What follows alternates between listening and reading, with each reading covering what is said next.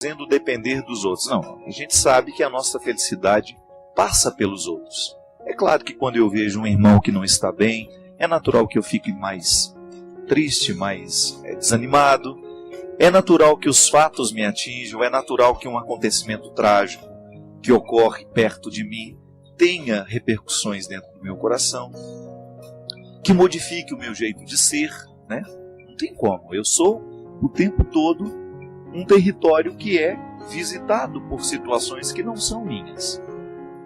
Aliás, às vezes eu fico pensando que boa parte das situações que nos infelicitam não são nossas, não são problemas nossos, mas são problemas de pessoas diretamente ligadas a nós.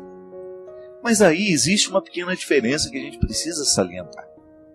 Nesse caso, essa mulher descobriu que ela não deveria julgar o peso dessa responsabilidade de ser feliz em cima dos outros. E essa é uma atitude muito sábia, muito madura, não é? Quando a gente decide que nós administraremos este processo de felicidade a que todos nós somos chamados. É preciso a gente fazer uma distinção. O conceito de felicidade é muito mais amplo do que este conceito vazio que muitas vezes nós escutamos por aí. Às vezes, quando a gente escuta a palavra felicidade, a gente corre o risco de pensar que ela nasce facilmente, que a felicidade é uma ausência de problemas, né? Que ser feliz é você estar conformizado, né? Ou de acordo com a realização dos sonhos, que ser feliz é você ter um ambiente harmonioso ao seu redor. Não.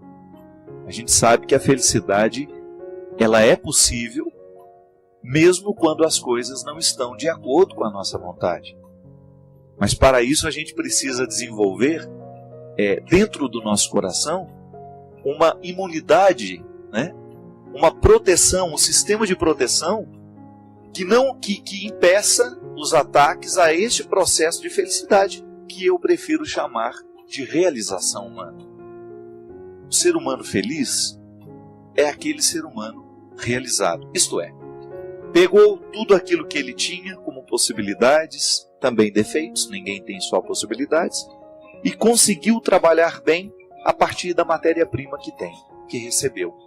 Então tem lá alguns talentos, fez de tudo para desenvolvê-los, para crescer nesses talentos, fez de tudo para administrar bem os seus defeitos, os seus limites, e conseguiu harmonizar-se de um jeito que ele possa conviver bem com as pessoas.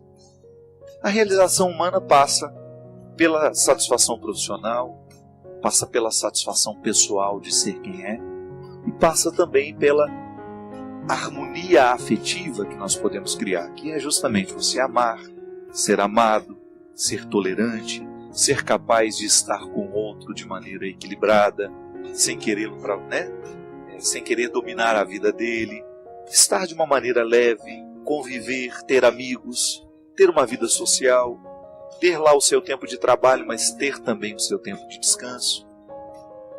A realização humana ela passa por todas essas dimensões da vida que vão dando a gente, mesmo que a gente vá envelhecendo, que a gente vá tendo dificuldades, a gente ter essa satisfação de ser quem a gente é.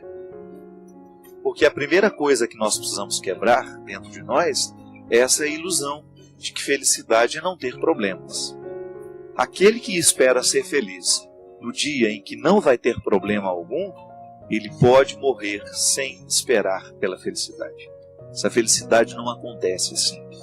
A gente é feliz mesmo tendo problema. Isso é, a gente pode se realizar como pessoa mesmo tendo dificuldades. E eu ousaria dizer que a dificuldade é um instrumental muito interessante para nos ajudar a ser feliz. Quando você descobre naquela dificuldade um elemento facilitador para você conviver com você mesmo. Que às vezes a gente acha que a nossa maior dificuldade é conviver com o outro. Mas não. Pode observar, a dificuldade que a gente tem com o outro é, antes de qualquer coisa, uma dificuldade que a gente tem com a gente mesmo. Então, eu tenho dificuldade de tolerar aquela fragilidade no outro. Vai sondando com sinceridade e você vai descobrir que você tem aquela fragilidade em você. E que quando o outro manifesta, o que na verdade o outro está fazendo é servir de espelho para você. Você se vê no outro. Então eu não tolero isso naquela pessoa. É porque na verdade eu não tolero em mim mesmo. E ver isso no outro é de alguma maneira me ver retratado. O grande problema é que às vezes a gente não tem a honestidade para reconhecer isso, né?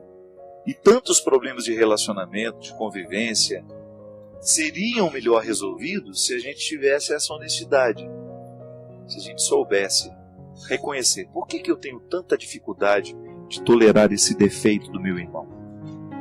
Porque na verdade, aquele defeito, antes de estar no meu irmão, antes de ser visível aos meus olhos, ele é sentido na própria carne. Então como é que nasce a tolerância? Quando nós entramos nesse território da humildade, que nos faz ver que todos nós somos frágeis. E que quando eu administro melhor a minha fragilidade, eu tenho mais facilidade de lidar com a fragilidade do outro. Sabe, minha gente, eu não tenho dúvida disso. Para mim é uma realidade muito presente. Quanto mais eu conheço o ser humano, mais eu descubro essa verdade. O grande problema é que nós não sabemos conviver com a gente mesmo. Nós não temos facilidade de conviver com as nossas mazelas. Falta amor próprio. E quando falta o amor próprio, a gente se despreza, ainda que inconscientemente. E quando a gente se despreza, a gente não sabe integrar a fragilidade no nosso contexto de vida. E aí a psicologia nos ensina que quanto mais a gente nega uma situação, mais ela toma conta da gente. Interessante isso, né? É por isso que Jesus dizia que a verdade, ela nos liberta. É muito salutar, é muito saudável na vida a gente assumir a nossa verdade. Porque quando a gente assume essa verdade, ela começa a provocar em nós uma libertação. É igual ao alcoólatra. Já observou? Já falamos disso aqui muitas vezes. Qual é a primeira grande dificuldade que o alcoólatra tem? Reconhecer que é dependente do álcool. A maioria nega. Ao negar a verdade, fica impossibilitado de viver a libertação que a verdade proporciona. Ao negar para si mesmo e ao negar para os outros, apenas com o medo de não ter que se responsabilizar com a mudança, ele vai fazer o quê? Ele vai se tornar ainda mais escravo do vício. É por isso que é muito honesto você olhar nos olhos das pessoas que você ama e você assumir as suas verdades, por mais vergonhosas que elas sejam. E é por isso que a gente precisa ter pessoas que nos amem, porque só quem nos ama de verdade é capaz de escutar as nossas verdades mais cruas e vergonhosas. É por isso que o primeiro passo que a religião propõe a todo ser humano é: mergulhe no amor de Deus. Porque só é possível olhar para os defeitos quando nós estamos certos de que o outro nos ama. É por isso que a palavra querigmática da igreja é: Deus ama você. Esse é o primeiro anúncio. Deus não lhe rejeita. Deus lhe quer muito bem. Não há absolutamente nada que você tenha feito na sua vida que seja capaz de apagar essa verdade. Deus ama o miserável, Deus ama o pecador. Pode rejeitar o pecado, a atitude, mas não rejeita o pecador. Simplesmente Cristo quer te tocar, cura tua vida e o coração modificar. Pois na simplicidade Ele te leva à conversão, e o seu projeto é de plena restauração. Simplesmente Cristo quer te tocar, cura tua vida e o coração modificar. Pois na simplicidade Ele te leva à conversão, e o seu projeto é de plena restauração.